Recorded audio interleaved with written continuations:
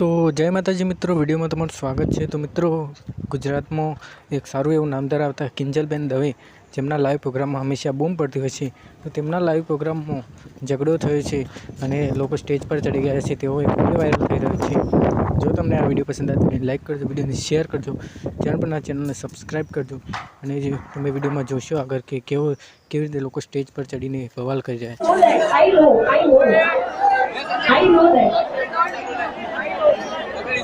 I know that और ये संजय